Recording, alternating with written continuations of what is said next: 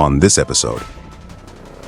Do you believe in ghosts? Ghosts can't leave things because there's an emotional connection to something. Yes, I think we're all connected. I was aware of that. It's actually the memories being uploaded out of the consciousness. Are you seeing that memory in third person? I guess when we're talking about energy, I believe in energy, leftover energy. not in any kind of spiritual sense. They can seemingly sense other spirits, other universes. There's nothing about the spiritual world. What about demonic possession? It does come with other memories from other past lives. It's all a mental game. What these all mean. Psychologically, it would just fry me. There's nothing evil. There's nothing to be scared about.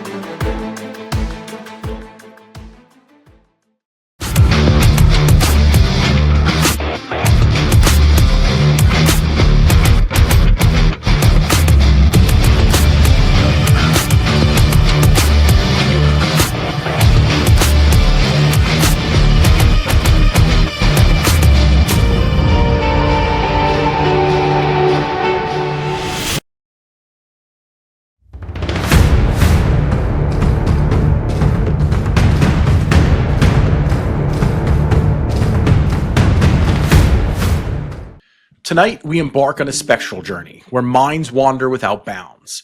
History repeats in the echoes of past lives, and shadows move with the intent in the periphery of our vision. What truths lie dormant in the art of astral projection? Can our spirits truly roam free in the confines of our earthly vessels? Are the stories of old tales of lives once lived merely folklore, or memories imprinted in the fabric of time? And why and what of the apparitions that chill the night air, seen by the corner of an eye, felt with a shiver down one's spine? Are they mere figments, or are they as real as the fears they evoke? Pour yourself a shadowy libation from the darker corners of your cabinet, and let's unravel these mysteries together in tonight's Cocktails and Conspiracies. We are the Conspiracy Realists, and the portal to the unknown is wide open. Tonight, we welcome back Todd Feehan to the program, but this time, he's joined by his much better half, Amanda. And on behalf of Tim and myself, it is a pleasure to have you both back on our show. Thank See you you. guys. Thanks. Glad to be back. Good evening, guys. So this conversation really came together during our first recording with Todd, when Amanda eavesdropped into our talk because of how absolutely fascinated she was with Todd's theories of a higher world order, something she's never heard of before. It was the first time, I'm sure. Wink, wink. But in any case, we curtailed off in this discussion about the paranormal, which I actually ultimately ended up editing out of that session in favor of making sure that we can sit down and have a little more legitimate, long-form conversation on a topic that I know fascinates me. And I think for Tim, it's probably, among your top three, I'd say? Paranormal, for sure. Paranormal is probably my number one. Yeah, absolutely, dude. Mm-hmm. So to recap a little bit, we were talking a little bit in the end of that conversation. We were just doing some fast hits, and we asked Todd, do you believe in ghosts? And that's when Amanda sort of chimed in and gave some feedback on there. So I'm going to ask that question again to both of you. Do you believe in ghosts? Yeah, there's no reason not to. I believe in energy, leftover energy. So. That's how we process it. It's just energy. Right. In our concept, I think in our design, and she can speak as well, but it's like, let's just say there was a place that had a horrible incident, you know what I mean? And you can go in there and sometimes you feel the energy and stuff like that, and sometimes you get associated with paranormal and stuff, but it's just that. It's that leftover energy from that event, because time and space, even though everything's moving, it's kind of, It's literally the whole snake eating the tail kind of thing. That's how we kind of look at it, if that makes any sense. And I can't even think of what the name of that. Yeah, but we're definitely firm believers that a lot of that energy is projected and left its mark and whatnot. It's all emotional based. If that makes sense, and that's how you get those things, because your ghost can't leave things because there's an emotional connection to something. Yeah. The ghost can't leave because of a trauma. The ghost can't, there's always something high emotional, high something that always, and if you listen to the hundreds of stories, there's always something to keep them here to the material world. And that relationship, the way we translate it, is because the emotion was admitted at the time of death, and that it's like put in a marker on time or something. It just stays there, like smoke from being a backfire from the car. It just sits there until time dissipates. Which is funny because if you remember that movie, I don't know if you guys remember. It was years ago. It was like this. It was I can't even think of. It had where the ghost did the same thing every night, every day, the same hour, the same night. It was the same killing. I know what you're talking about. A residual haunt. Right. And it was better off dead. Not better off dead. It was, like the one at Grandma's house that my mom had? Yeah, whatever. Because my mom, my parents grew up with a ghost when she was younger, and they told my grandpa numerous times there was a ghost in the house, and he never believed him until one day he was sick and stayed home, and he was home for a couple days or whatever, and they said it happened almost like clockwork. I don't know if it was every day. I wasn't even born yet, but according to them, sometime around noon, you'd hear the front door, whether it's screen or the main door, I don't know, but you'd hear it slam, and then you'd hear steps going, someone's walking up the steps, and a couple seconds later, you hear the front door slam again, and that was it. I mean, it would just happen like a clock and the cuckoo, you know what I mean? Every fucking day. And Grandpa, old school, running around the house with a fucking belt, he was going to kick some kids' ass for being home from school. And it wasn't until then that he realized that actual fucking house is haunted. That fucking happens every day, you know? So. But anyway, one of you live in your family's home, correct? Like I do, yeah. Shane does, yeah. Yeah. So that ought to be interesting if there was any hanger-ons. So you know that's I think where we started to hit it off a little bit on the last conversation is Todd had brought up children, and Tim and I have had really extensive conversations in the past about how children tend to have this sixth sense, if you will, borrowing obviously after the movie and intent there, that they can seemingly sense whether it's other spirits, other universes, something else, some other energies going on. Yeah. For me personally, I live in a house that my parents built. It wasn't our only home throughout our childhood. We obviously had another home before that. Came later in life, but both my parents died in this house. My mother actually passed in the house itself. My father was out of the house. He didn't actually have his last moments in here. But this is where their last days were. My daughter was born just about a month, almost to the day that my mother had passed, give or take. And so my daughter never actually met my mother, but my daughter was very conscious of who she was. Again, her picture is around the house. It's not like she's completely unseen, but it's not on every wall either. It was selective. And I always remember we had a family summer home, or we have a family summer home. And there was an instance when we had went there, and there's a picture of my mother and my father when they were much younger. It wasn't quite their wedding, but it was some formal event where they were dressed up really nice. And it's always been hung in that family beach house because that's sort of the amalgamation of their lives was giving to my siblings and I this summer home that we were able to enjoy. It was something they were very proud of, something that when we moved to this new house that they built, that was something they held on to. And we always went up the shore to the beach, not down the shore. Even though we lived by the beach, it became a figment of our lives together. Right. And so that's why that picture's always stayed there. And my daughter was able to walk back up there, walk right up to the picture and say, "Daddy, that's your mommy. That's your mommy." And I'm fascinated as to how, because at this point, to best of my recollection, we had never spoken about who she was. Again, she's been in pictures around, but much older. And they weren't in like arm's length of my daughter. My daughter was very young at the time. She was probably maybe 2, maybe younger, first saying her first words and stuff. And so she started to recognize my mother quite a bit. She would later say things like that she saw somebody in her room, or she had somebody in her room, or she was talking to somebody. Never really gave much context on it because she was still kind of developing her voice. Didn't really have the words, I think, to say it. But she was always very succinct in saying that, you know, she was speaking to somebody or somebody was in her room. Putting it all together, and the fact that she was so familiar with who my mother was, and to this day has no problem picking up pictures of who she is and who my father is. 2 people she's never met. Has always sort of just sat right in the back right there. Right. And so, you know, that's where you sort of entered the conversation the last time. And that's where I want to kind of pick up, because we talked about energies. And there's always been a lot of different stories, I think, about what ghosts are. Are they past live energies? Are they deceased that have left the earth? I've also heard stories that maybe they're time slips, and sometimes you're encountering somebody else that's just living their life, and their earth is crashing, or some sort of a multiversal type piece. And that's another aspect of it, is multiversal. But when it comes... Yes. So when it, sorry, I didn't mean to cut you off. Go ahead. No, go ahead. Yeah, I'm turning the floor over to you anyway, because that's what I wanted to dive into. Okay. So dive into it. So I have a different opinion when it comes to family visiting their children, their grandchildren, their offspring. So I'm assuming, like you said, she had never met this granddaughter. But obviously you're close to your mom. She's she was your matriarch, if I'm correct in that aspect.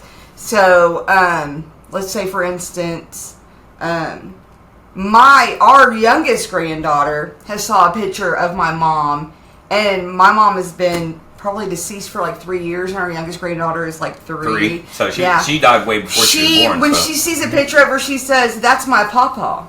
Well, that's which is what we called her husband, her stepdad. Is like we called him Papa. So why is the granddaughter? You can keep in mind, nobody calls any of the grandparents connected to her on the dad's side or our side. Nobody uses Papa to call Grandpa Papa. Nobody does it. So it's like, where in the hell, literally, did that come from? Because she's not around nobody. Yeah, it's just interesting the way kids are just very connective on things. But I believe, like, we have our soul family. I believe that wholeheartedly. That's why when we had talked about past life regression before, when one of the things that we're taught is who is in there with you? Who is your husband in that life? Can you see someone that you know in this life? Because I think we're all connected. This life may be your wife. Last life she may have been your sister or your mother or your husband. You might have been the female. So explain that. What is a soul family?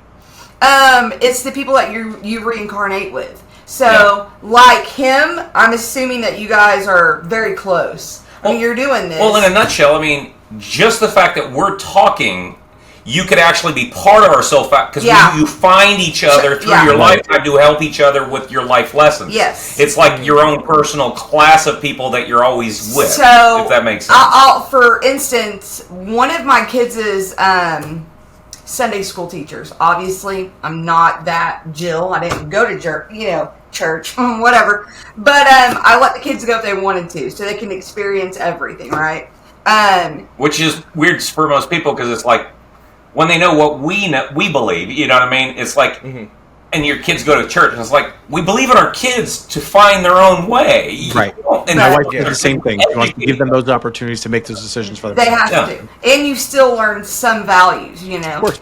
I think that's probably the most important part of it. I agree with you. That's it. The morals and values. Right. That's 100%. Just because it's operated by the Dark Lords doesn't mean it doesn't have valuable information. Right. The Dark Lords. Okay. No, I'm just kidding.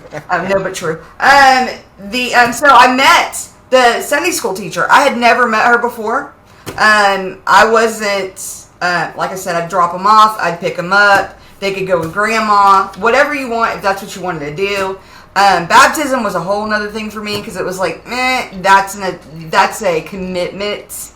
So we'll go down there when you get older. But I met this woman, and instantly I felt that I knew her. So much so that I hugged her.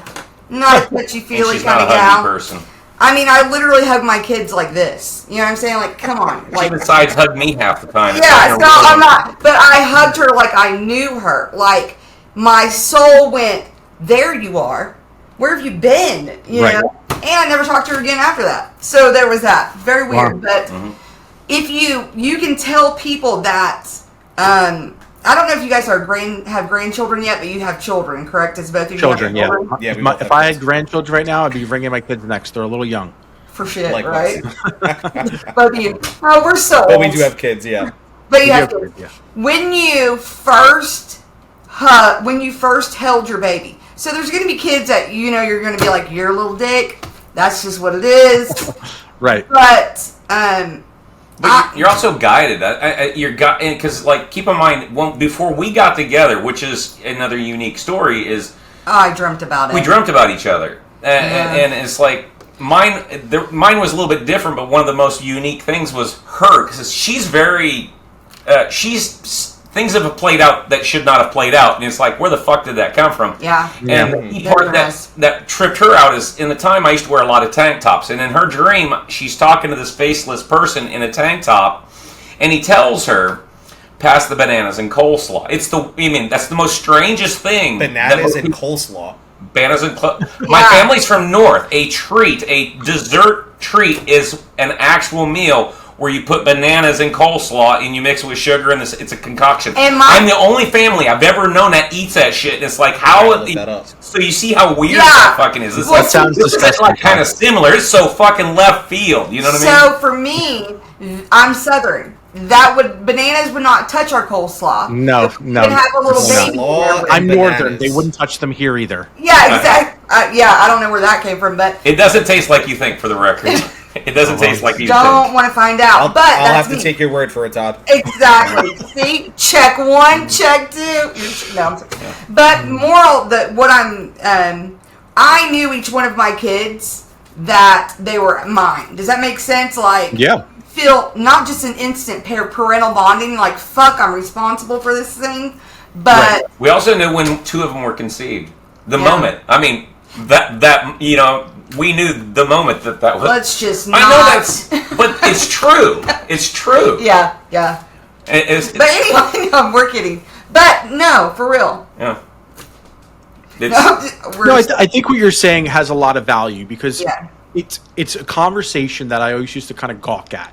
When you talk to parents, what's it like to be a parent? Like, oh, well, like, I can't put a word on it. You just sort of know. You just have this feeling. It's a different bond. You care about this being very differently. And, you know, you always thought it's filler. Yeah. And it's until you have a kid, and I say this to my friends now, they're just sort of entering parenthood. I say two things. One, the feelings you're going to get are indescribable, and the only time you'll ever be able to relate to them is when you talk to somebody else as a parent. Can't relate to it otherwise, because it's a completely different feeling that's above, beneath, outside of your consciousness right now, right? Yeah. And the second one is, don't listen to anybody's advice. Just listen to yourself. And the reason I give that advice is because, again, there's so much noise all over the place that goes on, but it's just you have this natural instinct where you know what's right, what's wrong, what to do, what not to do. And of course, you're always going to ask and you're going to second guess yourself. But I think for most people, again, just speaking generally here, it just seems to come naturally. As hard as it is, and I'm not dismissing that, I'm not trying to oversimplify it, you just know. Right? You know that when your kid's crying a certain way, that it's not because they're hungry or it's not because they crap themselves. Maybe it's because of this something else. So, I think what you're saying makes a ton of sense. So when you have, for me, you know how some parents are like, when the kid was born, I just wasn't really connected with it. Like Sure. It felt like it wasn't... You know, so with R3... I can't relate to that. I always find that very bizarre, but I know what you mean. I've heard it, yes. I'm also with Tim. Yeah. And I also have a theory in regards to that early period, and it's like, I can't say why, other than it's just kind of like this, it's in my head, it came from whatever.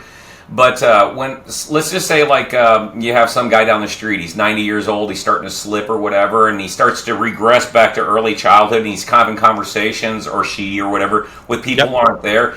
And the best way I can explain it, and why I use that specific moment, is people, in what I believe, and the best I can assess it, is what people don't realize is that's actually, the conversations and everything, is actually the memories being uploaded out of the consciousness to the new body. The process is already starting. You know what I mean? As your mind is slipping, you're already starting to make your next connection, and that connection is occurring between the moment you're born and somewhere around the first year, somewhere in that period, because your body, the child technically doesn't have your soul until it finishes uploading. Does that make sense? And that's when, in that carryover, that's where you get all these past memories, because now that you're uploading your last one, it does come with other memories from other past lives, and that's how you get these children until they lose their innocence, in a sense.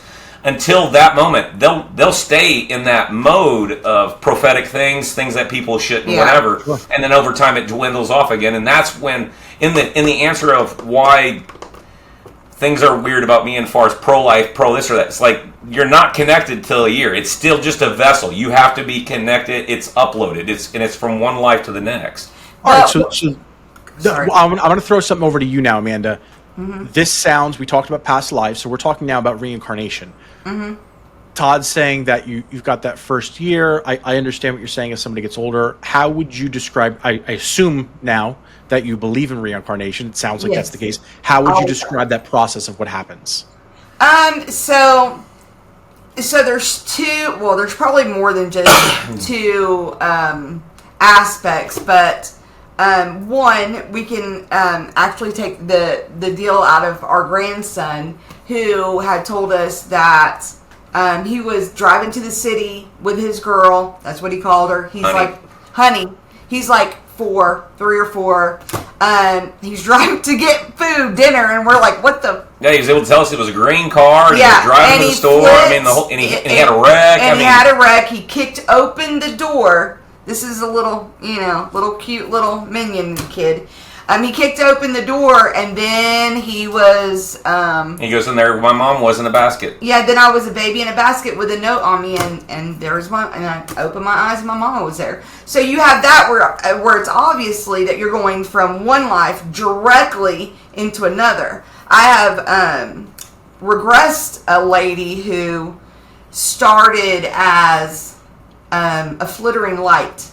Okay, you might back up and stay, because some of the audience won't know what the regression is, so you might give a little bit of a... That's okay. I'd say finish that thought, because we're going to parlay into that. Yeah, then we next. can Okay. So the next one was I regressed her. She went back, and her soul started as she explained it as like a moth to a light. Like there was a bunch of lights together, and they were all humming together, and they felt like the immense amount of love and comfort and sharing. And she's a new soul. And she just came from that aspect into who she is today. Does that make sense? Because that was the memory, that was the life memory that she remembered. Right. So that then we're talking, correct me if I'm wrong, but we're talking about, is that past life regression that we're talking about? Right. Sorry, yeah, past life regression. No, that's okay. It's totally fine. So as somebody, and like I've heard the term past life regression, but I'll be honest, right? Like I don't think I really understand what that means. Like, what does that really mean? Okay, so I did jump around. I am No, sorry. that's okay though. It's fine. It's almost laid out like hypnosis. You have to, if you're doing it, you have to be with someone you're comfortable with. But in a nutshell, basically, it's literally like meditation. They find a place for you to lay down. You close your eyes. They do it. There's a step back system, and the guide is only there to pull you out if you're going to a place you don't want to be. Because everything is your experience. They're just helping you with the guide. Yeah. And at that point, because you pre-write down what you would like to know, and they try to hint around that, and through imagery, feelings, and everything, the people experience it. Mm-hmm. Now, whether it's made up in their head or real, as an outsider, you don't know, but it's real to them, so you kind of got to give it some credit, because it's a cleansing. They're like, oh my God, I didn't know that about my mom. I forgot about that. You know what I mean? It's weird. So you actually, your subconscious actually picks what life they feel like they needed to learn something from. Does that make sense? That's how I would guide you, right? Got it. You would pick the door. I won't pick the door. Your subconscious, you would walk towards it. You would open it. It's a lot of it's some of it's suggested, because when she's saying door, like part of one of the more common ones is you're going through some stairs. There's a hallway. There's tons of doors, and you're picking the door. They're only suggesting there's multiple doors. You're picking the door, and you're the one that's describing what happens. Help visualize it. Yeah. Right. So you have to visualize it. You have to explain it to me. We have to be one. There's a lot of trust that has to happen. Of course. I'm sure you've done meditations and you're like, this person's voice is the creepiest voice I have ever fucking heard. Or mind shit, and you're like, I can't listen to this another minute. You know what's funny when you say that? There's I don't know the name of it, but there is meditation, and it's just it's a specific frequency. Couldn't tell you what it was off the top of my head.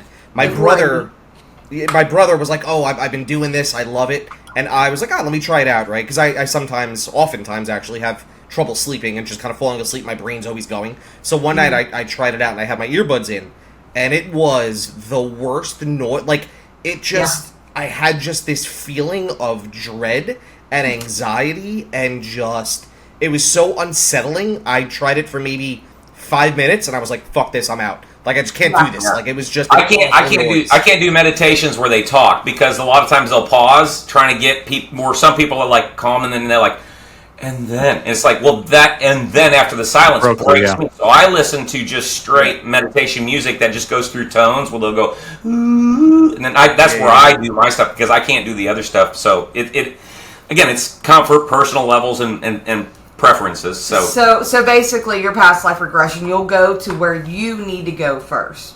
Mm-hmm. So walk us through how you would bring somebody into a past life regression. And I will warn this to anybody that's actually listening and not watching this. If you're driving, don't close your eyes or drift off, just in case we don't want an accident here. We won't get way into that, but I'll tell you, there's a script. It'll be what's more comfortable for you. So the script will be, I will make it towards whatever that is appealing to you. So if you can close your eyes and picture the best day ever, the most relaxing you've ever been, either it's in a hammock, if it's on a beach and you're just laying in the sand, if you're floating in your swimming pool, if you're a mountain person and it's the hike up the mountain, I will basically conform the script to you. A lot of people like one of them I had to do was really into runes, like Nordic runes, and wanted to do the whole. We did the whole Secret Valley, and the trees get denser and denser and denser and denser. So the actual laying the groundwork of kind of slowly bringing you down and slowly bringing you down is takes about 15 to 20 minutes. Mm-hmm. Wow.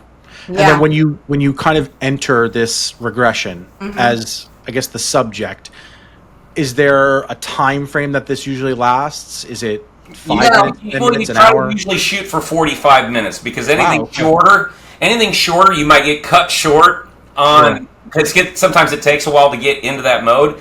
And anything longer than that, you'll fall asleep, and then you might not remember what you were going into when you were at last. So it's like 45 seems to be about where it is about 45. That's what I normally go for. He is correct on that aspect. And a good 20 minutes of that is just talking you down and having you relax, because the whole thing is you have to relax. Your body has to relax. Our monkey minds have to relax. And when you have to, one of the biggest things is you say, no matter what you say, it's going to be correct. It's what you need to say. Right. So, and no matter how you feel, if this is real or not real, is it real to you? Because that's the most important part. And it will also might maybe help to know that, like, you probably did. Everybody seems to have done it. But remember when you're a kid, when you pull out the little stem out of a honeysuckle and you got one droplet, and you're like, it's like, yeah, that's great. Yeah. Meditation's like that. You're not going to get much. It's going to be just a little bit. You know what I mean? Then you're like, fuck, I got to do this again, because it's not a full-blown 3-hour movie. It's like you're getting like one piece of an answer at a time, if that makes sense. There's different hypnosis techniques.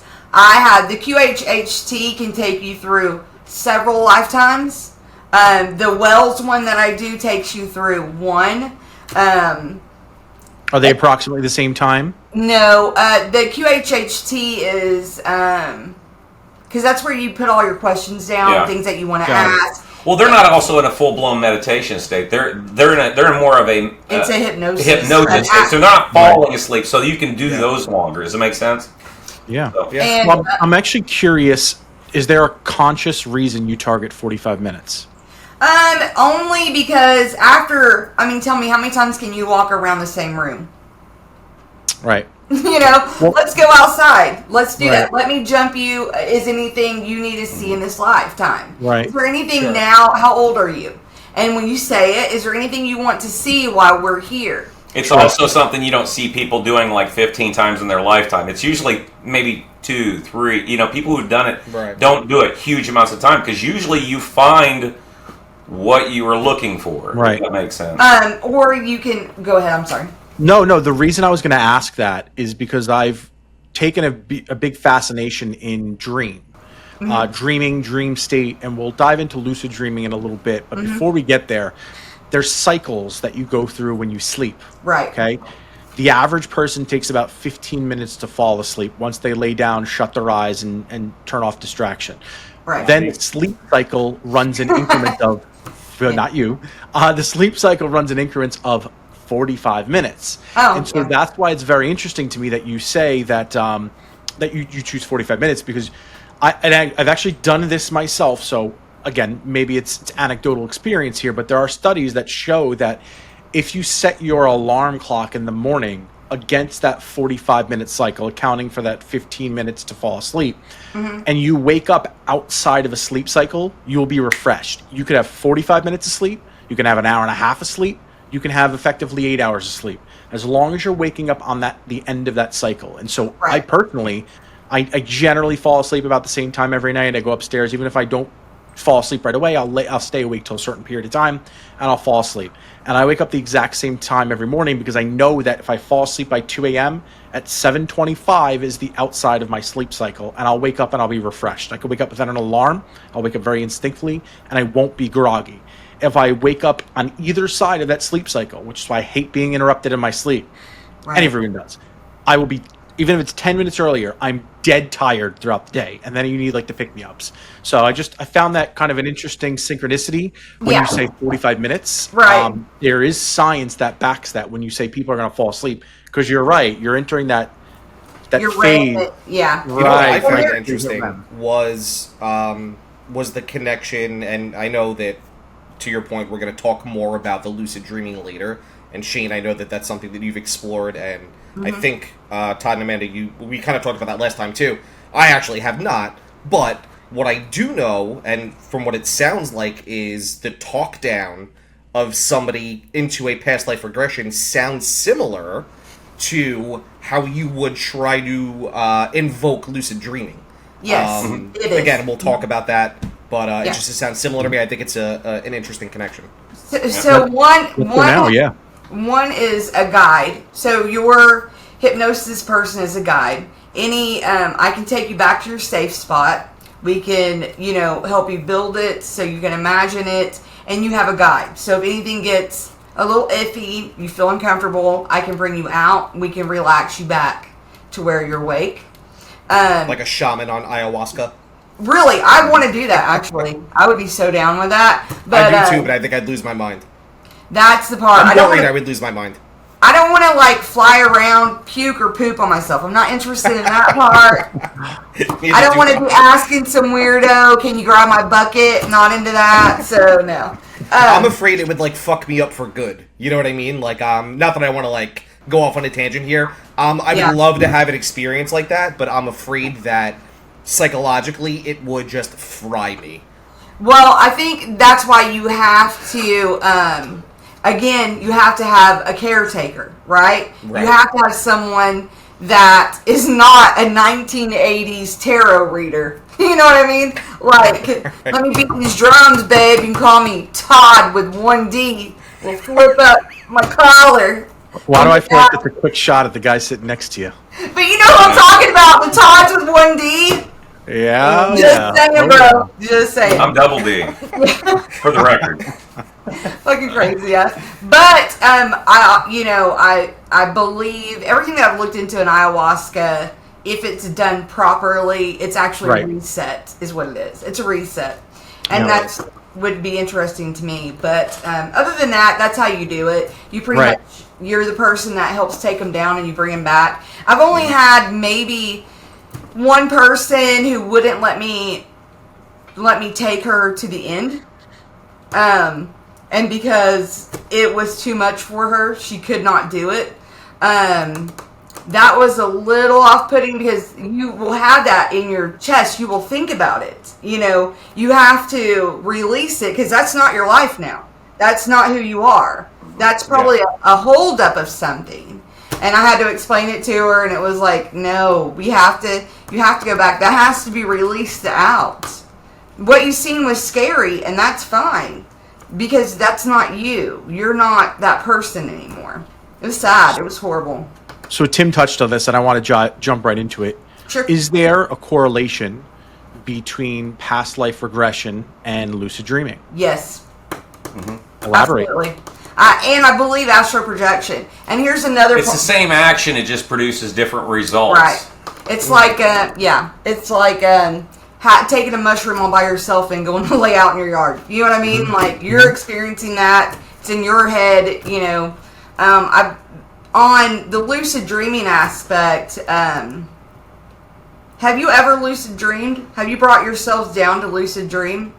I can lucid dream on a dime. I can lucid dream every single night. So you can, and I do. Like, so for me personally, my experience is typically raw. I talk to Tim about this all the time, so I apologize for being repetitive here. But for me, I have. I'm not lucid dreaming in the sense where I'm going into my dream. I'm saying, "Hey, this is a dream. I'm going to start flying right now." Oh, okay. Certainly had those dreams before. What I'm doing is I'm going into a life that is typically paralleling my existing life. I'm very well aware it is a different reality. I know it is. And sometimes it's so convincing that when I wake up, I'm actually not sure which one I'm in. And so what it typically does is it parallels my life, but there are certain things that are different. So for me, we talked about both my parents are deceased. I have seen and spoken to my parents dozens of times in lucid dreams, especially right after their deaths, independently. They were 10 years apart. When my father first passed, I'd have long conversations with him, conversations I certainly did not have in real life, conversations that lent themselves to giving me advice about real life that I guess I could have thought of myself. I could have fabricated the way he would respond to that. But there was information I always took from that didn't feel like I could have come up with it. Subsequently, since then, I'll literally live in lives that are continuous. So like I'll have this dream and then maybe in 2 weeks, I'll go back into that life and I'll just pick up where it left off as if I'm living in that other life. Sometimes it's a life with both my parents in there. Sometimes it's a life where I'm very well acknowledging that my father is dead and I know that. And the life he is in my dream, he's coming and seeing us. And I know he's dead and it's almost like we treat him like he's been resurrected in the dream. Like I'm aware of that. It's like, oh, he's already been dead, so if he dies again, it's okay, it's fine. And then he goes off and spends time with his other family, but then comes back to us. And we're aware that he has another family. So it's, when you say that, you that's know, interesting. What's that? I said that's interesting. That's happened to me when very fascinating. When my grandmother died, I spent, my grandmother died of cancer. She spent 40-something odd days in a hospital, and I just stayed in the hospital. I didn't go home. I literally didn't go home for that whole period, and the day I went, because this was in Tulsa, I'm in Oklahoma City, and so we went to my aunt's house who's in Tulsa, and I was just going to sleep to get cleaned up, fresh, because I really hadn't bathed in a month. I was sitting in a hospital with my grandmother, you know, and I laid down, I went to sleep, and I dreamt I was at her house in Minnesota that I hadn't seen since I was 4. And I didn't recognize it at first, and everything was black and white, which is weird. I don't usually have black and white dreams, and this was all black and white. And I go into this kitchen, and there's things there. It's dark. There's not light on. It's almost like dawn or something, you know, right at the cusp, and everything's dark. And this apparition came to me, and it was a female. And it took me a minute, and I'm kind of like talking to it, and it's responding. It's not talking to me, but it's responding. And then it finally dawned on me who the person reminded me of, and I looked at her and I said, "Grandma, you're dead." And she just, and I'm like, "Well, I'm sorry." And it was just kind of like, "It'll be okay." You know what I mean? I understood. It'll be okay. She didn't say anything. This was at the moment as she I walked downstairs. I literally woke up, walked downstairs, and my dad just put the phone down and said, "Grandma's dead, everybody." So on literally on yours was your how old were you when your dad died? So it would have been 2007. I probably was 20 years old. Okay, so that explains why he comes back to give you advice. He didn't get to finish teaching you to be a man. Well, right. And so I was aware of that. So at that time, I'll give you some context here. When my father passed, I'm the oldest of my father and my mother's siblings. We have some half siblings that are older than us. All moved out from my father's first marriage. Good relationship with them, so they've always been part of our family. But for the context of talking about my siblings, I'll talk about my immediate ones. So I'm the oldest of them. So my father dies, and that was on April 27th.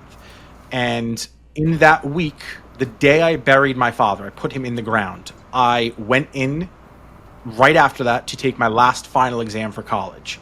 I had to take my final exam. I had to finish it. So I'm literally like penting up all this energy as I'm writing an English paper. Of course, it's like 15,000 paragraphs worth of writing, which was intense. I love to write. I'm very good with words. So that was not the issue. And then the very next day, I got in a train to New York City to go interview for a job. And so all of these things now, I'm exiting my I guess childhood, coming out of college, going to interview for my very first job, which by the way I got, and I still work for that company today. They're a client of mine now. I've stepped down from the job. Had I not gone to that interview, life is very different, right? Right. I got the job, and not only did I get the job, but the day before, 2 days before, the woman that I was supposed to be working under had resigned from her position, which then left her role open. So not only did I get the job that I was coming in to do, I became the director of technology for a firm on Manhattan. And they said, let's just see if it works. And if it doesn't, we'll hire somebody above you. And again, here we are today. So I picked it up right away. Congratulations. To what Todd was saying, right before he passed, I went and saw him. I've only told this story one other time. I actually wrote it out. Right before he passed, I went and saw him in hospice. And we had conversations. You talk. He's on tubes and stuff. He's not talking back, but he's acknowledging and stuff. Everything I talked to him about, he'd acknowledge. And every time I'd say, I'll bring your CDs tomorrow. I'll remember that the day I die. I'll bring your CDs tomorrow. He'd stop. And the nurse would be like, oh, he's in and out of consciousness. I'm like, no. And I talk to him, and I tell him what's going on with my finals. I tell him what's going on. I just got called for these interviews, so on and so forth. He'd acknowledge, he'd shake his head, he'd try to mumble. When I talk about tomorrow, he'd stop. And I felt it in my bones, right? I go home that night. I have a very similar dream to you, Todd, where I am talking to my father, similar conversations, but now he's responding to me. Just before I wake up with a knock at my door, who was from a trusted confidant, a mentor to me, who would later become more of a fatherly figure later in my life. He comes to knock at my door to basically tell me, because my phone's ringing, I'm sleeping through it. And I wake up just before that happens, and to your point, Todd, I knew. I had that conversation with him in my dream already, and I knew he had passed. And I woke up, and I didn't realize my phone had been ringing. And you were good with it. I was comfortable, yes. I knew it. I woke up, and I expected it, because I knew the night before when every time I talked about tomorrow, it didn't process right away, but I understood what was getting at. He knows he's not going to be here tomorrow. He knows he's checking out. And so I get that knock on my door, and I didn't have to answer. I didn't know who was there, but I knew who was there, right? And I walk up the door, and obviously it's Pat Daly, who Tim knows. I open the door, and he looks at me. I'm like, thank you, Pat. And he tries to get the words out, and he's stuttering for words because, again, he was very friendly with my family. Pat has since passed, why I talk about him in past tense. And he's choking up the words. I'm like, it's okay. I knew. The same exact thing happened with my mother, where I was with her every day towards the end of her life. She had known. She was the only person that knew. We waited for our children to understand to know what their sex was before they were born, and we showed my mother because I had this inkling that she wouldn't be here for it. And she saw it, and I would talk to her every day. I would care for her, switch off my siblings, and so then I'd come back to where I was living at the time. And so I was going up that day. And again, it was one of those feelings that I had that feeling. And then I'm on my way. I'm maybe 2 minutes up the road, and my brother's calling me. And I didn't have to pick up the phone. And again, I knew it from the night before. I just woke up that day, and I'm like, okay, this is it. Now, I thought that she was going to wait until I got there. Interestingly enough, and I've never told this part, is I actually had spoken to her in those days leading up to her and told her, it's okay. Everyone's going to be fine. You can go when you're ready. Yeah. And it was, I swear to you, a lot of the time is foggy. It was within a day or two. And I think it was within that day or two because that's when the rest of my siblings who weren't necessarily going to see her were able to come in. My brother was there, who was probably the worst person I've asked. He's the most emotional of us, wears his heart in his sleeve. But he was the one that was there to hold her hand and those last moments. And that was the most crushing part. It's the one thing I didn't want to happen. I didn't want it to be him. But nevertheless, I smile because I know exactly who you're talking about without you telling me. Right, exactly. Yeah, and he knows. He'll watch this and he'll laugh about it now. But it was the one person that I wanted to make sure that wasn't him because I knew it would weigh on him more than anybody else. And it's just, again, he knew. So Todd, very similar experience to you, twice for me, in those both instances. But yeah, it's the lucid dreaming. It's weird because I haven't quite wrapped my head around. Is it, am I in a parallel world? Am I communicating? Am I living a past life? Or is it all three? And for me, it's always felt like it's it's a blend. There's not always the same dreams, right? It does jump back and forth, but it does feel like it's been all three for me, and that's why I bring it up to you. Who I'm going to be blunt with it. It sounds like you have a heightened sense of spirituality, or as some would call it, like a psychic in some degree. Is that fair to say? Yeah, I am. So on that aspect, that's your parents. So one, let me just get this out here. Your brother, the youngest one, or the one that had the one that was a soft heart, he's the one that had to be there. He had to be there, because if he wasn't there, he would have had more regrets of. But what if? But what if I wasn't there to hold her hand? But what Yes, That's a good point. You're probably right. You're actually dead right. Yes, that would have crushed him if he wasn't there on those nights. Yeah. So, and you already, because you already took the level of being the oldest. You're responsible, probably even now, more so until one of, those are your siblings. You got to keep checks on them. What's going on? How's everybody, doing? But that's amazing. But as for, mine. You're nailing Shane right now. I'm doing what? You're nailing his personality to a T. Thanks. Thomas said, "Hey," no, I'm just kidding. So on, he's right there. Yeah, right there. Sorry. I'll tell you later, Shane. Yeah. Go ahead, babe. Yeah, let me get it out there. No. So on my lucid dreaming, feels I'm always up here.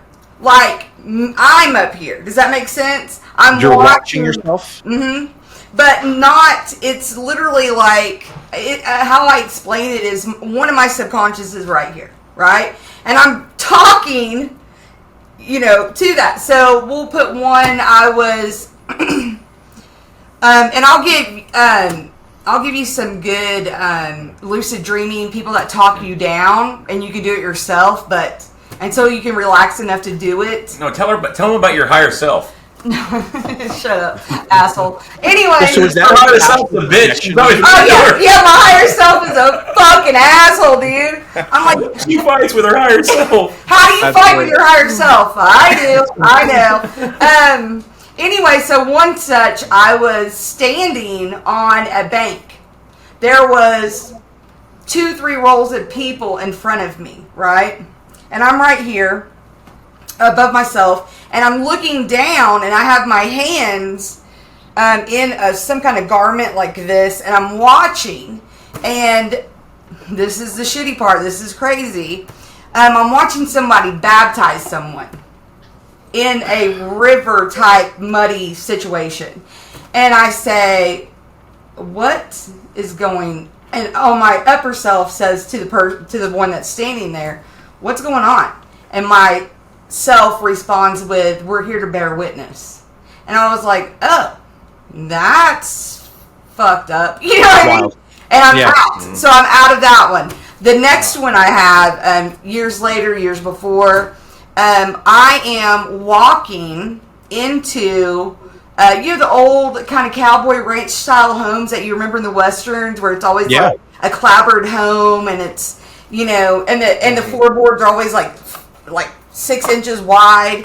Right. And I walk through, I open the door, it's like a screen door, I walk through, and I'm in it, and I look down at my hands. That's the first thing you always do. You look down at your hands. I can't see my hands. He keeps saying this. I don't see hands, feet, or face. I can see bodies and representations. I don't see people. Does that make sense? I can know who they are. Got it. Right. You sense who they are. Yeah. So for myself, I can see clothing. Does that make sense? And clothing gives me an error of when this is supposedly happened. And I look down and I see the sleeve of a dress that had like little bitty flowers on it, right? And I have my hand on a rocking chair, and I say to myself again, this is my sister's house. Like, I knew it was my sister's house, right? Mm-hmm. And I walked to the back, which was more like a shotgun type of, it was an old ranch style home. And all the grass, and I remember walking through the field, and it was like the wind was blowing the wheat or whatever it was. I made it to the very back of this barbed wire fence in this huge field, and an Indian brave came out, and he said, "Are you going to the powwow?" And I said, "Yeah, we'll be there." And then I woke up again, and I'm like, well, that's a little fucked off, you know? Full loincloth, the whole nine. And I'm like, I've never dreamt of an Indian before, but okay. Mm-hmm.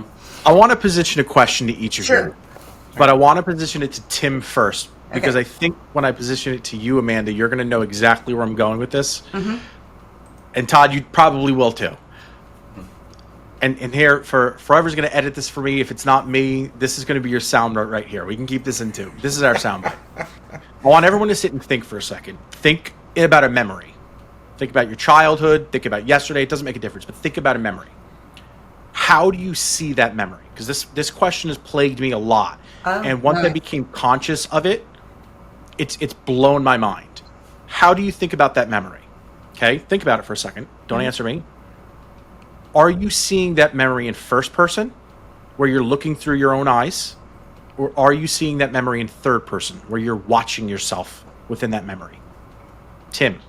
So for me, I'm in first person. I'm seeing it through my eyes. You see your memories through your own eyes. When you think about being a child, you see it through your own eyes. Yes. Yeah, I don't see myself. I am myself in those instances, and I'm kind of experiencing it again. Not in any kind of spiritual sense or doing anything crazy, but that's how I think of it. Amanda or Todd, whoever wants to go. You're right. Ladies first. Oh, first person. You're seeing it first person as well. Mm-hmm. Absolutely. And Todd? Loaded answers. I'm always full of loaded answers. That's okay. Doing what you're talking about, all my memories, if I'm conscious, will always be first person, always. But when I'm sleeping, meditating, or whatever, when I'm like astral projecting, or so to speak, or whatever, everything is third person. It's not first. I actually intermittently bounce back and forth, but I generally sit in the third person, watching myself speak, whatever, in third person. Does it make sense? Almost all my dreams are almost in third person. I don't have a whole lot of first person dreams. Right. Well, I got to say, Tim and Amanda made me feel like I'm a little bit crazy at first. Almost all of my memories are in third person. When I think back to being a child and playing with my brother, I see it like I'm watching the videotape that my parents took. Even if I watch the tape, like the old home movies, I can watch that, and then when the tape ends, I can continue to see that memory as if I'm watching it. And so you said the words astral projection, and that's really where I wanted to go with this and kind of bring this whole thing full circle, from past life regression to lucid dreaming to memories, right? And what these all mean. For me, I assumed when I asked this question, again, not knowing what you guys were going to say, I assumed everybody was thinking about this in third person. And now I implore you all, the next time you think about your memories and you try to just think back to your childhood, stop and think about it a little bit harder and pay attention. Are you actually seeing it through your own eyes, or are you actually seeing yourself in those? Again, rhetorical for now. Yeah. But I do want to talk about astral projection. I want to jump right into that. Can I jump in with something just real quick? Please. I think it'd be good, because we're talking about meditation and energy and stuff like that. Yep. And there was something that I managed to get everybody on board with at one point with my wife's assistance, because I'm not the gather to guy. And it's something that you or any of the watchers can do. It's kind of a unique experience, and it'll help you understand that there's an actual connection to the energy. And what we did is, there was a period, and it was her and I, but we involved our kids, and it was fun for them while it was unique and everything. And all the kids mean something to us, don't get me wrong. But in the period, we got them all together, because I got this idea. I'm like, let's do a group meditation. And so we cleared a room, and we did this a few times. We did. But basically, we'd kill the lights where there's just enough room so if somebody got up, they didn't trip and fall over stuff. But the wildest thing about this, and I talked to other yogis and this and that, and they're like, oh yeah, and it's like, it's funny, you say, oh yeah, but I have never seen shit like this on the internet. But two things can happen when you're doing group meditation that'll get you to understand there's a lot more shit going on. At one point, I think we had like 7 or 8 people. Yeah, there was a lot of us. We were all just kind of laid on the floor, just doing. We were all doing our own version of what we were listening to, but it was all, again, suggested to try to all focus kind of on the same thing, whether we're all going to get a group message or whatever. But the whole point is to kind of put us all in the same mindset. And about halfway through the meditation, I'm telling you, for everybody, the room rocked like you were going through an earthquake. I mean, when I mean the whole room vibrated, it didn't shake and make noise like an earthquake. Everybody just physically felt it. Yeah. The other thing that'll happen sometimes is when the meditation's over, the entire room will be foggy, like fog. It clears up after about 30. See it. Yeah. It's fucking wild. And my point is you get a good group of people who are all interconnected and stuff like that, because we've done it where it doesn't, and that's where we connect, or we're making the assumption that it's people you're connected with emotionally and on the same page. But there's some weird shit that comes. It's not like it's scary, harmful. This has this is weird. You know what I mean? Right. It's like what? Or you'll hear footsteps. Yeah. You'll hear footsteps behind you, or feel like someone's kneeling down. I mean, all of us did. We're like, okay, this is. And one of the most unique ones out of all those things, and I'll cut because I know you want to move on. I just wanted to touch base on energy and give people look. If you don't believe me, try get some people. Yeah. But our daughter, the one we told you about, that does astral project more than the rest of us, we told her when we had one of those sessions, we're like, come and see the room and tell us if you see anything. And I'll let you tell her because you talked to her more about that. But when she came, she was like, "Dude, that's fucked up." And we're like, "What?" And then it's like, So we thought it was fun. So the other two, we have 3 children, right? So the other two didn't know that she was going to be doing this from where. Yeah, we didn't tell nobody. We were it was something between me and Amanda and this one daughter. So real quick, pause. So you guys all participated as a family in this group meditation, and then your other daughter from a separate location did the same thing at the same time. Okay. Yeah, absolutely. And she can astral project very easily, right? It's what she does. She's always been able to do it, which is crazy, I guess. I don't know. But I said, let's prove it, because I was on the fence, right? So I was like, come here and tell us, or tell us where we're at. It's only me and her that's having this conversation. We go down at a certain time. The other 2 had to come over to the house in order to do it. Yeah, we had like 5 or 6 people here. There was a couple. I think there was still 1 or 2 more people. But either way, nobody. No, it was just me, you, Jacob, and Shy, and Patience. Patience was at home. Okay, yeah. Okay. So anyway, our son. So he's our oldest, right?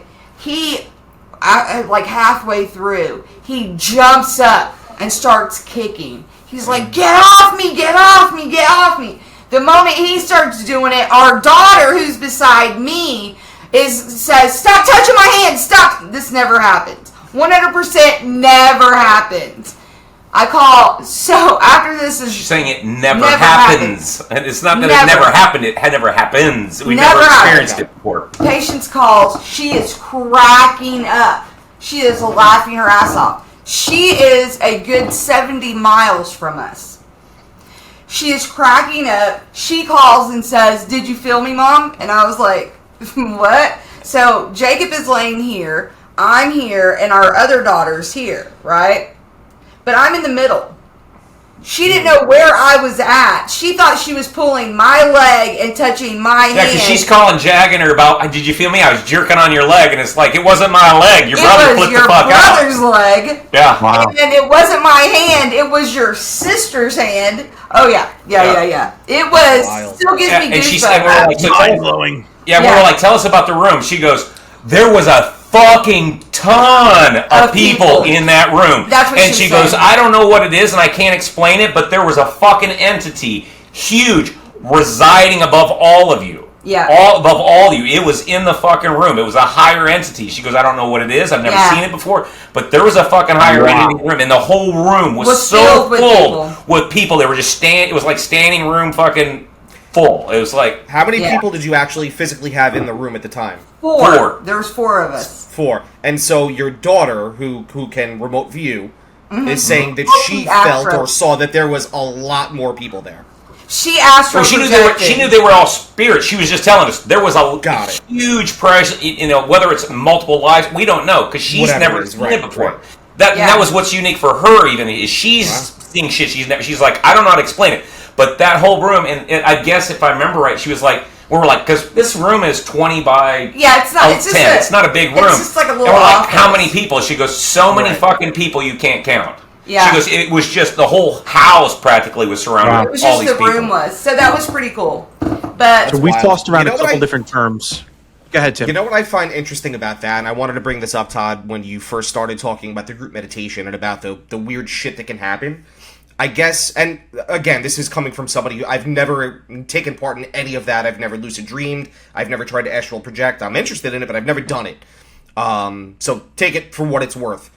I guess when we're talking about energy, right, being the power source of all of these things that we're talking about, if you're combining the energies from 3, 4, 5, 6, 7 people, what does that produce? Right? The same thing as group prayer or anything else. It's co-creation. Whatever you're doing it with multitudes of power now, because once you're all in the same line, that power is strengthening. Does that make sense? Yeah, absolutely. That's why I can understand it or relate to it. I don't know that it's true. It's just what it feels like, and I think that's why group prayer actually does work. I'm a believer, even though I'm not religious. Group prayer and common thoughts are, because it's the same thing. Because if the 5 of us were all going out to help a friend build a shed, we're all doing it for the same reason. It doesn't matter that it was physical work. Mental work works the same, because everything physical starts mentally. yeah. So it's like we come from a mental plane. There actually is no human body. Our actual physical body exists in another plane. This plane only allows us to cycle through sub-bodies to assist the other body. That's why everything here is... Anyways, but... Yeah. It's kind of part of that process, Real as I deep, bro. understand it. So, Real deep, bro. You are getting deep on us, Todd. so yeah, sorry. But anyways, Thank you, Obi-Wan. that's our take on the energy. And I just, like I said, I wanted to throw that out there, because If you ever get a chance to do it with people that you are connected to, it's interesting. like you share, like when I was talking to you about knowing that you're connected to your children or your spouses, Yeah. you and actually work where you can meditate on that. It's amazing. It's And really closeness does make a difference. Like in the times where, like, if we had a big space, like the time we did over at the house, over at Shaw's, we're in a big living room. Everybody is about 5-6 feet apart. We got some. I think we had one time we had a little bit of action there, but it really seemed like when we were only just about a foot apart and we're just kind of relaxing, real close together. Yeah. It seems to be a lot more significant in the reaction you get with group meditation. If you try it and you notice the shaky, because your whole insides will just vibrate. It's amazing. Yeah. It's awesome. That's wild. I was like, fuck this. What? But I can tell you, Tim, that I think that one of the bigger things is and this is just kind of throwing it out there. I'm not the kind of person that can be I can't be hypnotized. I have too strong of a will, because I have control issues, and nobody controls anything but me, if that makes sense. Can we record that for later? We are recording it right now, you. so we can certainly clip this out and you can play it on repeat. Keep in mind, it's also about self-trust, and I only say this to kind of help you find, if it helps, just throwing some things out there.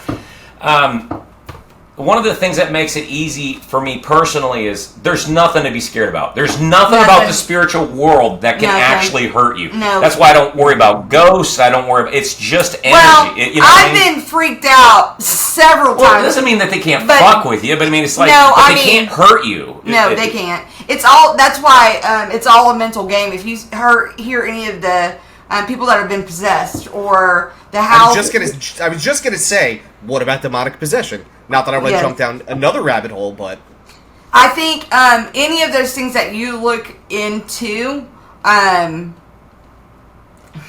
So you have leftover negative energy as you do good energy, right? Yeah. But I think if you are possessed or poltergeist or anything, I actually think that if you are in enough pain, mentally, physically, I think you can manifest a whole lot of shit. Like, Yeah. I think you can do that. I think that's why a lot of people with addiction struggle so much. Oh, because God, I've seen. as you fall into that mental depression, your own spirit, it's actually yourself punishing yourself. But there is, so here on that aspect, I think addiction has, this is going to sound fucked off, but I've talked to an addict, and I talked to boys that were stuck. You know what Job Corps is, correct? Yeah, you're basically working to work. Yeah, right. But You're not making any money, but working to sustain yourself. right, and they keep these kids loosely, right? Right. And so basically, you have a bunch of broken kids who the system has failed 100%. They have no other option but going into a place to get educated, hopefully, to come out and actually do something, right? So I had talked to one of these boys when we were doing our workforce kind of thing that we actually had employed a couple boys from Job Corps. And the one guy said, I think one night I woke up and there was this shadow with red eyes looking at me. And he told me this, and I was like, well, people see shit all the time, for real, right? He wasn't the only one that saw it. The other kid, one of the other kids, seen it too, right? And the kid that I talked to that had an addiction, a horrible pill addiction, he saw it crawling on the ground. So I honestly believe negative. Yeah, despair causes evil entity. Yeah. Kind of like you never walk into a prison and get that good feeling, you know what I mean? Yeah. It's like 100,000 people for 10 years who are all depressed about doing it. You know what I mean? It's like it's it is what I it's a negatively charged space. That's right. Sure. And I think that's an aspect of it too, but I do believe that it's something that we put there. We put the thoughts there. So it's interesting because when we came into this conversation, we lined up a list of topics we wanted to cover, and I thought they were all loosely related, but it's fascinating to see how everything ties into that energy. And so as we kind of bring this towards the end over the next 10 or so minutes, I wanted to start to touch on some of the more actionable variations of this, if you will. We touched on astral projection, and just reading off the definition of it from the internet is it's an out-of-body experience where a person's consciousness leaves their physical body and travels the astral plane, a place where some believe the spirit goes between death and the spirit world. Astral travel, you can go to another location. Tim also had brought up remote viewing, and I wanted to hit on this and get your thoughts on the differences, the similarities, only because remote viewing is something, again, that I've had direct experience with. And I don't want to go too deep into some of those examples because getting them without complete context, they are very weird and creepy. But I do recall many times where back in the day when we all had landline telephones and, we'd sit and talk to each other as kids, I'd be on the phone with whomever I'd be talking at the time, maybe laying in my bed, and I'd kind of have my eyes closed, just hearing the mum of somebody talking my ear off that I probably didn't want to even have to listen to, but I did it because that's what you do as a teenager, trying to win over maybe a girl you're crushing on or one of her friends. In any case, I remember distinct examples where I would be able to see in their home, and I'd be able to, and there are places I'd never been at that point in my life.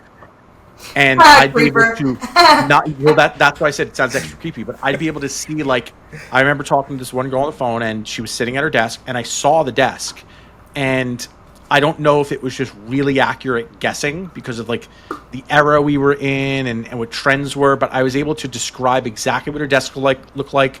I was able to describe it down to the pictures that were on her desk underneath a plexiglass topper. Remember you used to have those old little wooden desks, you put your pictures on it, put a plexiglass on it? Yeah.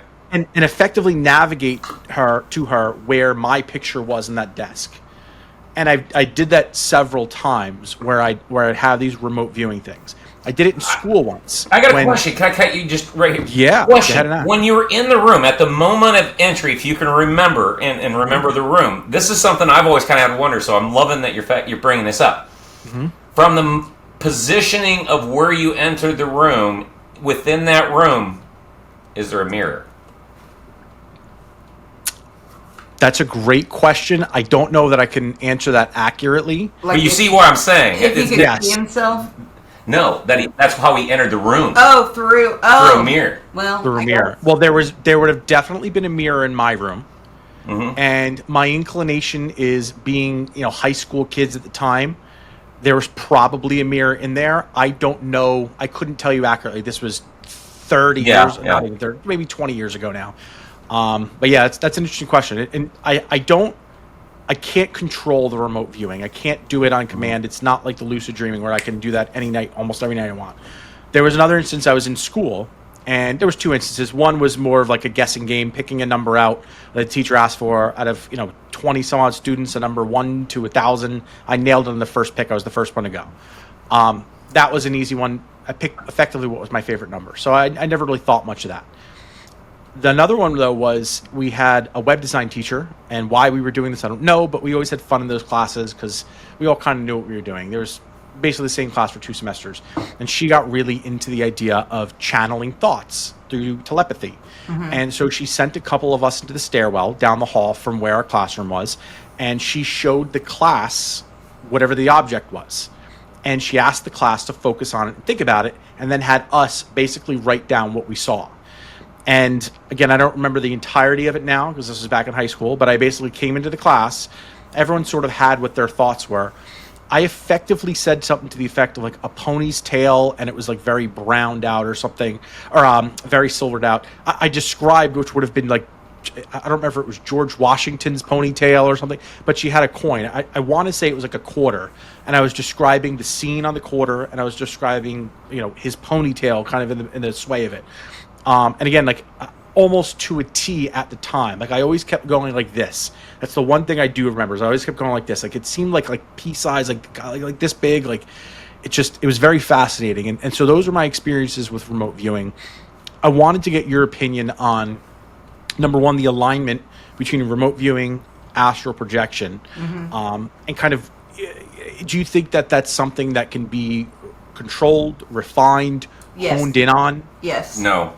Yes. No. Okay, we got differing opinions. I wasn't expecting that. I think she's correct on the yes, but the key part is this. Okay. Your wife is always correct, Todd. I seldom astral project. I actually have very hard difficulties doing it. Now, controlling dreams I can do because different variations or whatever.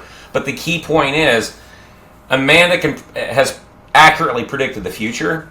She's done all kinds of weird stuff. She's super lucky. Yeah. She can win in a casino. And I've asked her 100 times, how did you know? And she's like, it has this energetic tingle. And it's like, okay. Don't make it like that. And my point being is this, again, kind of flipping back to you, Tim, it's like, if you're not experiencing any of these things, I would say don't lose hope. My experience is everybody has a gift. It's just not because it's such an understudied area. We don't know how many actual gifts exist. Does that make sense? So my question is, do you have migraines? Me, no. So you have no headaches, nothing to that effect.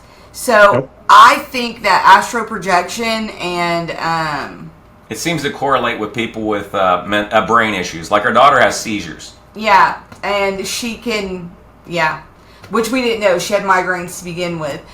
His brother who remote views, who has a couple of times. God dang, Jesus Louise. He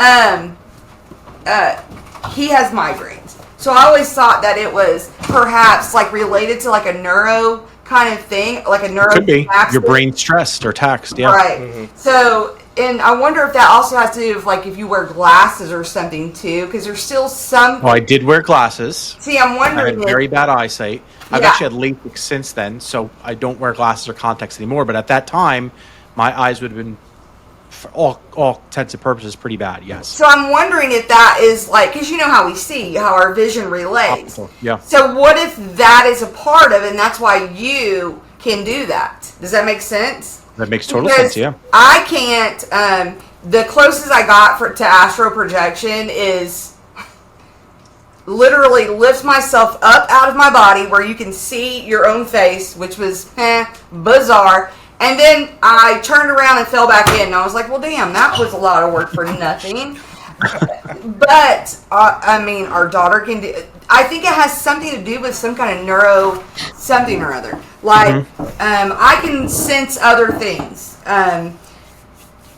Emotions from people, whatever. You can allude that to empathy, whatever. Right. But I can sense emotions of a house. I can sense... I probably nailed a couple of things that I shouldn't have with you guys, just random massly. You know what I mean? But when it comes to remote viewing, if I tried really hard, I'm sure, but it doesn't come to me that easy. It's not a natural thing. No. Like for me, it's hard for me, but and I can control dreams, which isn't 100% like astral projecting, because mine, I know it's not astral projecting to the full extent, because what I'm experiencing never happened, and it likely never did happen, if that makes sense. But right. Or the gift that I seem to have and appreciate is I can go to sleep curious about something and wake up and know the answer. Yeah, like he'll practice it in his head. I have tons of nights where I wake up restless, like I got no sleep, and this happens more often than I care for it to happen.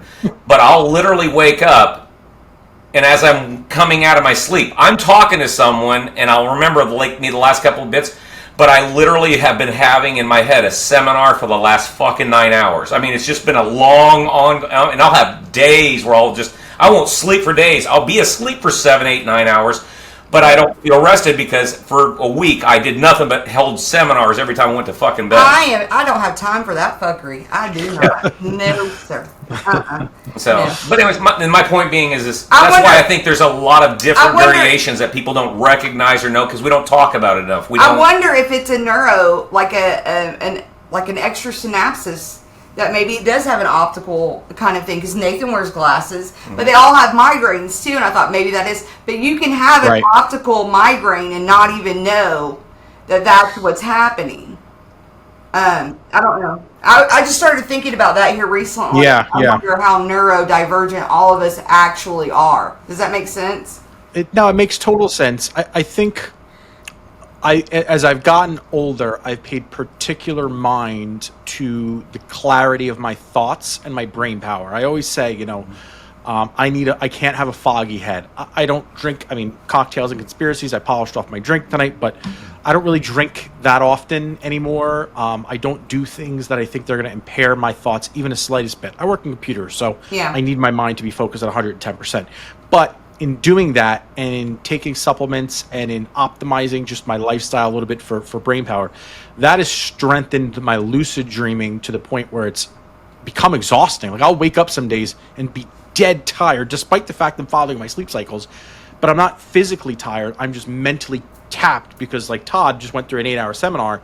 I had just lived another life where I might be doing physical labor. I might be doing something else. And I'm just like, I wake up and I'll send a message to like Tim and another one of our friends. I'm just like, dude, like I'm checked the fuck out today because I just had a dream about A, B, C, and D. And it was so intense that like, again, like I alluded to earlier, there will be days I wake up and I have quite literally, I have to check and see which life I am living sometimes to understand because it is so real to me. I wonder if that's because you have to be so logical during your workday. And so at night, while you're sleeping, you can fuck around and make the garden. You can paint the house, build a shed, and this is where you're. It's what is it? Don't live to work, but work. However that works out. Right. Don't live to work, but work to live. Yeah. So what if that is your? Yeah, my way of escaping it. Yeah, 100%. And somehow you're adding in, the Muppets. Like, holy shit, here's my neighbor I haven't seen in 25 years. He's been dead for 10. Hey, dude. Right. You might process that way. That's very interesting. I think that might be, if you live in a logic awake day, and our subconscious is not logical, it's emotional. You know what I mean? Right. What if that's what it is? Your need to be a fucking lumberjack. I don't know. Decompress. Yeah. That's Something to think an interesting about. thought. Yeah. I think one thing I think the place we want to go here to kind of bring this home is maybe more of like a weaponization, and I want to turn the floor over to Tim here, or a control aspect of it. So Tim, where I'm going with this. Both, and I know there's differences between astral projection and remote viewing, but all very similarly, all similar, right? The U.S. Army actually studied this. I don't know if Todd or Amanda, if you guys have ever heard of it. It's called Project Stargate. So they studied this from the 70s to the 90s, and it was called Project Stargate. It's since kind of been declassified. There were talks of the CIA actually having input on Project Stargate as well, that it wasn't just the U.S. Army. And you can there's actually documented cases where they were actually very successful, specifically in the areas of remote viewing. So it's not just your counterculture people who are into this, right? Our own government has looked into these subjects to use it as forms of control, or just to for a way to help the government. So I always found that was interesting as well. I did too. The fact, I believe, one of them was, I believe the gentleman talked about going to Mars, remote viewing to Mars for the CIA. And Correct, or remote yes. viewing to Russia. I think that was another one. Russia was another one, yes. Yeah. And it was really interesting. If you looked, because I believe I researched the guy at the time.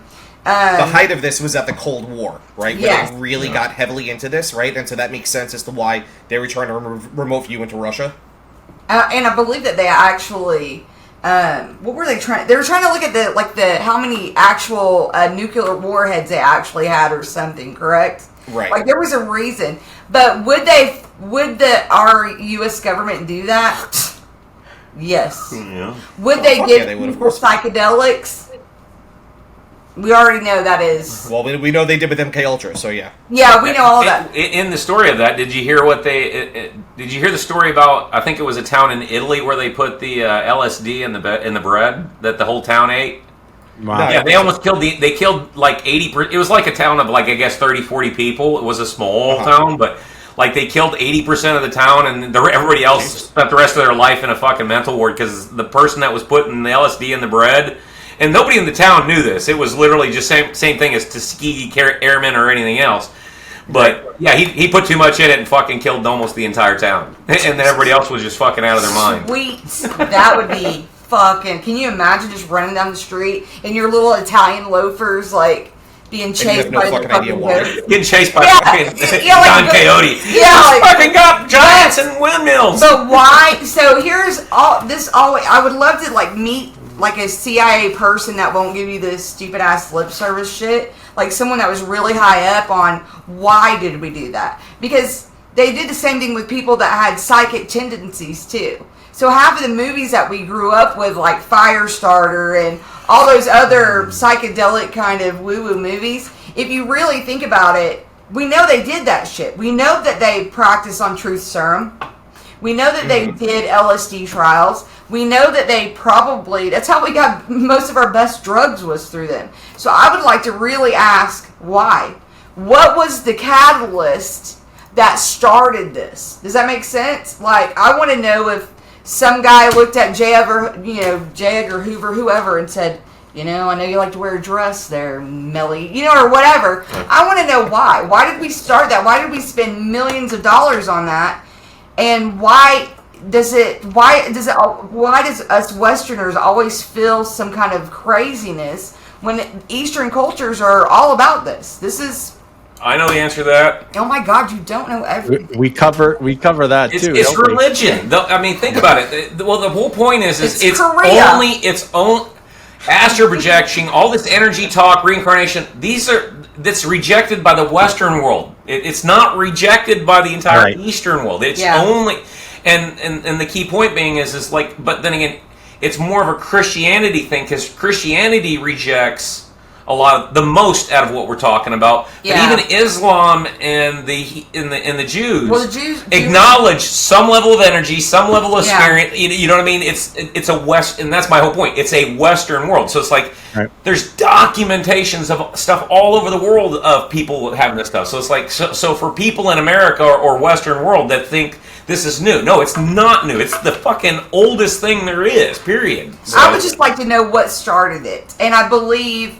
If you looked at that guide, there was several of people that were in that the Project Stargate or whatever it was. I thought it was actually something else, but there and some of those people have came out besides that gentleman and said, "No, this is true." But what about that one dude that he swears when he was a kid that no, he was the Time Machine kid. Where he swears when he was a kid that he went and visited all these places. Yes, I have his name. It'll take me a second to think of it, but it's on our website, conspiracyrealist.com, actually. Oh, you guys Andrew Batiago. Yeah. Yep. So I yeah, wonder no, if you're that's absolutely like, right. the same kind of, program. Projection, right? Yeah. My favorite time travel story. I don't know if you've heard this one, but you ever hear about the guy that time traveled, met himself, and took a picture and brought it back to the current reality? And the guy showed a picture of him and a guy himself, like a 15-year difference. They're holding up their tattoos. They got the same tattoo and everything. Yeah, it's the only one I've ever seen like it. But I was like, you've got to find that one for me and send me that. That one's I researched the hell out of that too. I was so let down. But anyway, so I would think it's probably one of the easier answers, especially as it pertains to remote viewing or astral projection for the government, is espionage, right? Yeah. I mean, espionage has been around forever, and if they can utilize that as a tool, man, what a leg up we've got. But now we already we have it. That's what's so amazing. We have an eye in every home. We have an eye in every. Yes, for sure. yeah. And if you think if that's where it led from, you know what I mean? Like, well, because it's a lot easier to install a piece of hardware than it is to train people to. Yeah. And It's then a lot easier to get you to buy the hardware and put it in your room. Oh, right. that you already paid for. Careful now. by the way. We're talking about the beast of Revelation now, the one that with all these eyes. That's monitoring. But that's intriguing too. Like, is that where we started to do that? Because you can't have just 20 people that with this ability or capability, just send them into different places when you can just upload a satellite, or every computer comes a lot easier. Well, just satellites alone are a conspiracy all by themselves. I talked to a guy who actually was a professor who had a friend that was building some of the first original satellites that were sent up. And I told him, I said, now, I know it's been many years, but thinking back, at the same exact time that they had these computers that were doing basic math that took up the entire basement of an entire fucking building. Yeah. How do they compress that in a satellite, and it's been working for 70 fucking years, and it's got GPS? It's a conspiracy. I never thought about that. I'm like, it's not like they fucking pulled them down and sent them back up. He said it's a conspiracy. That's a conspiracy for another day. Yeah. What I do want to do, though, is I want to ask you both if you can send out words of wisdom, words to advice to our listeners out there, to people like Tim. If you want to pursue, specifically Tim, if you want to pursue remote viewing, lucid dreaming, astral projections, past life regressions, how do you get to the point where maybe you're opening your mind to this? I know you say meditation, but what advice would you give to a person that doesn't know how to meditate? Where do you begin? I'll let you go first. I'm probably different in thoughts on that, but go ahead. Right. First. I would come at it in a good spot. Know that there's nothing evil there lurking, because I think that's where a lot of people get kind of messed up. Oh my God! No, it's not. It's you. That's who it is. It's you. So if you're evil, calm it down. But there's a lot of programs online that can do lucid meditation. You just have to find. It's true. I know I'm evil, whatever. But if you can actually look up a lot of things, go through people's voices online that doesn't creep you out, or if the 480 Hz, whatever it is, the sound, and just practice, because that's what it takes. It just takes practice. Being comfortable, make sure the room is silent wherever you're at, that you can have 10, 15 minutes a day and just practice it and take it down. You don't have to do the ohms or the ums or the mantras. You literally can just listen and relax and clear your mind. That's the biggest part of it. Meditation is different for everybody, and I feel like I reference him on every single podcast, but I was listening to Jimmy Church again. I'll reference him the other day, and one of the things he had spoke about is his way to meditate is riding his Harley. The hum of his motorcycle allows him to clear his mind. And so sometimes people say, I get my best ideas when I'm driving. I get my best ideas when I'm in the shower. Maybe that's your meditation, right? Maybe it's not sitting on the floor. Definitely closer to mine, because I think that my connection or my assessment on it is it works best when you fully let go. Yes. You can't have too many expectations. You can ask questions, but don't be so hell-bent that they must answer it, because they might have something else they want to tell you. And that's true. Kind of the key about letting go. So as a tip to Timster, some of the things that I've done keep in mind, it's also about knowing about yourself and your preference. When I meditate, when I really want to go to a place and I'm struggling, and the easiest, best, safest place that I enjoy, and it's going to sound weird, is I go underwater. I imagine myself in a dark, deep abyss. I'm almost every place I go is space. It's either space or I'm underwater. And the point is silence. There's only me and what needs to come to me. You know what I mean? And I literally drowned everything out. And if I'm underwater or whatever, I just try, even though some people might struggle with that, it's like if you've ever dreamed of breathing underwater, it's not a big deal. You know what I mean? It's just, I'm going to take it slow. I'm breathing and your heart rate starts to drop. That'll put me in sleep like I'm done. You know what I mean? It'll also kick my stuff off. So I think there's a difference between relaxation meditation and actually meditating to go into your subconscious. Mm-hmm. So relaxation meditation is getting on that Harley, listening to the hum, feeling the air, and you can process what you need to process for your conscious body, right? Yeah. That's an interesting distinguishment. Yeah, because you're completely, when I say you're releasing, I mean, it's kind of like, if you ever had that point in your life where it's like, you know what, I've hit my limit, I'm giving up, whatever happens now, happens. It's kind of like that mindset and being calm at the same time. It literally can't matter what happens next. So when I say full release, I mean full release. It's because it's your connections, your fears, and whatever that's grounding you, that's preventing you from seeing that. Yeah. Because as long as that exists, you're already preconceiving what should or shouldn't happen, and that's not how that works. Because it's to show you something, not to you to drive. You're a recipient. You're a receiver. You're only a receiver. You're not the projector in this. Right. So Great advice. Yeah. Tim, what do you think? You ready to have your first lucid dream tonight, or what? Depends on how much weed I smoke before I go to bed. We'll see. And there you go. No, I'm just kidding. No, you can do it. But I don't know if you talk yourself down. Do you talk yourself down when you go to sleep? No, when I say that I've never had any of these kinds of experiences, a part of it is because I don't know if I've ever really truly tried. Mm-hmm. I'm not a relaxed person. I'm on edge. And I don't mean it in a negative way all the time. I know that maybe that's not the best words, but I'm pent up with energy constantly. Yeah. Right? Like sometimes when I lay in bed and I try to go to sleep, I realize I'm like, dude, you're gritting your jaw.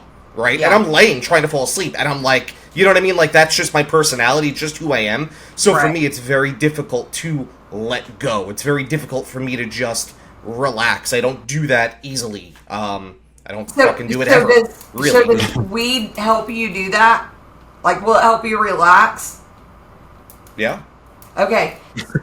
Well, you never know. Sometimes people, it might react into... There's the opposite, for sure. Yeah, paranoia, or I'm just... What's funny is that it used to cause extreme paranoia until, no, I swear to God, maybe about a year ago. It was just about last summer when I realized that I could smoke again without having a panic attack. And I was like, holy shit, I could go to sleep. Like, this is amazing. I could go to sleep before 4 a.m. Like, this is a miracle. Mm-hmm. So do you okay. So out of everyone you trust, I'm going to assume you trust yourself over everyone. And you probably don't give up control very easily on I would anything. say that's fair. Right. I would say that's fair, so So the only person that's going to be your ride or die is you, in your head, right? You have to control your world. Shit has to go the way you need it.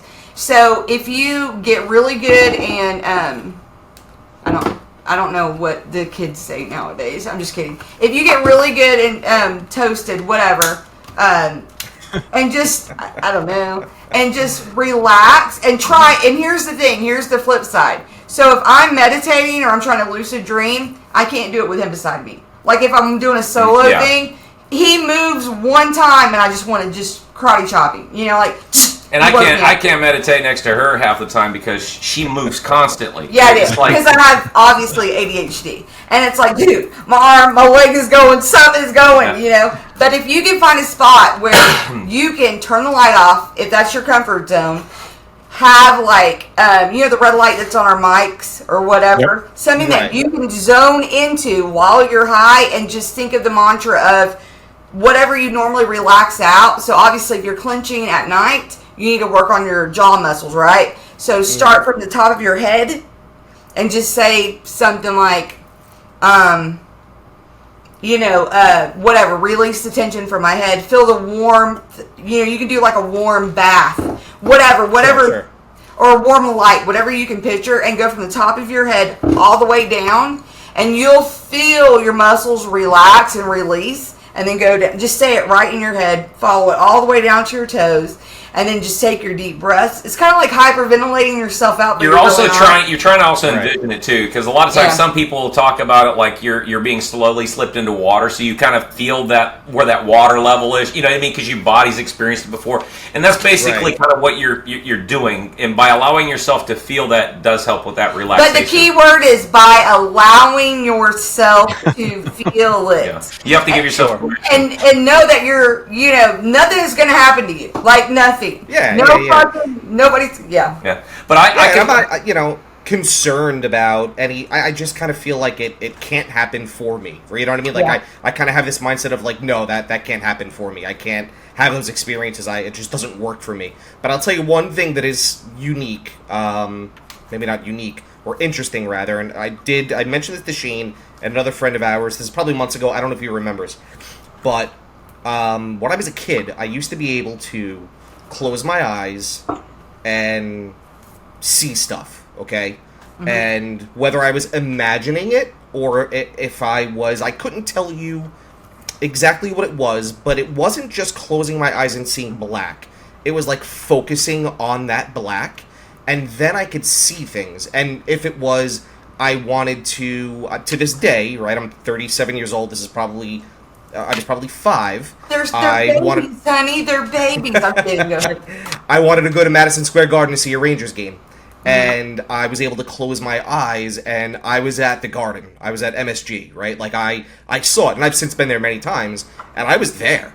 And sometimes it was just seeing random shit, right? And fractals, or, like, it wasn't just seeing black. I was able to look into the black and then see things from that black. Sometimes it was things that I wanted to see, and other times it was random, and and I couldn't even tell you what that randomness was, but I was able to see things. And I know that sounds stupid, but that's the best way I do it all the time, dude. When I slip down, the best way I can explain it to her is like when everything's dark, but I'll see like it's almost like a panel of glass slightly turned.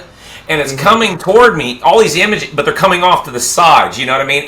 And when I'm trying to meditate, if I try to focus too much on the picture, it'll screw it up. I have to, it's almost like I'm going through a directory, and I'll go into what I'm supposed to when I get there, but I can't, I have to let it fly, and it's, I don't know, it's weird. So Tim, on you, that's just, can you do that now? But now when I smoke again and let myself go, sometimes if I get really fucking high, and I lay in bed before I go to sleep, and I go, dude, just go for the fucking ride. Go for the ride. And that's what happened. Take over and just relax. I realized, oh shit, I'm able to do that again. I can close my eyes and let it go, and I can see shit. And I know that might sound completely insane. Friends and family members that are going to listen or watch this are going to be like, he's not insane. Oh my god. No, I'm just kidding. Yeah. But I'm like, wow, that's interesting that I'm tapping back into something that... It could be nothing. It could be... This could all be bullshit, what I'm saying right now. Yes. But to me, backpedal it out, Tim. It's okay. It's all bullshit, nothing. No, I'm just kidding. Let's be fair, Tim. It's an experience. You don't know. It's your experience. You can only explain it because of your experience, and it's perceptual whether people want to accept it or true or not. But it doesn't matter. So, but I would absolutely. That's how I see shit as well. Or I'll get the different colored pinwheels. Like, it'll just be like, poof, poof. Yeah, I'll have my own little party, and I'm not high, so there's that. But, I don't, I'm just kidding. I'd like to make a suggestion? Not a suggestion or a suspicion. I just want to guess something, and I would just guess, just because it's like, and this is for you, Tim. I would guess, even though you know how well we know each other, I would say that you spend 90% of your day having conversations in your head, and you're tapping into something that you actually don't recognize as something. Oh yeah, I mean, I work from home. I'm alone 90% of my day. So having a conversation with yourself, like as if you're there, but you're not actually there. But it's funny that you expose things to yourself that you didn't know, but you just told yourself. That's what I talk about when I'm saying I get answers from shit that I can't tell you, even though it's just myself.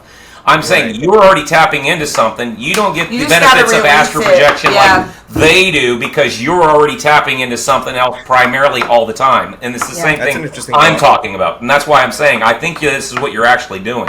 Yeah. Yeah. Or not. I mean, depending on what kind of family you have or not, this is all Yeah. wacky. No, it's entirely plausible. No, for Listen, real. If you're This has been incredible. Todd and Amanda, you guys are so easy to talk to.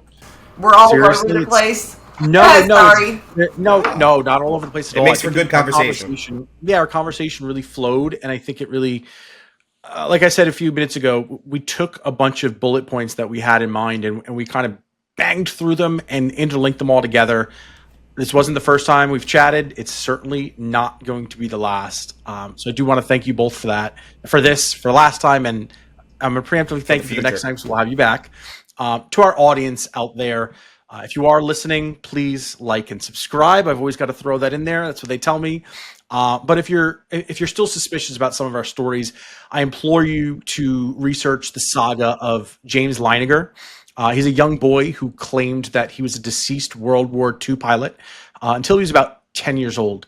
So much so that his father actually brought him to the VA, of where he said he was a part of that group, allowed him to reconnect with some of the people who he claimed to have served with.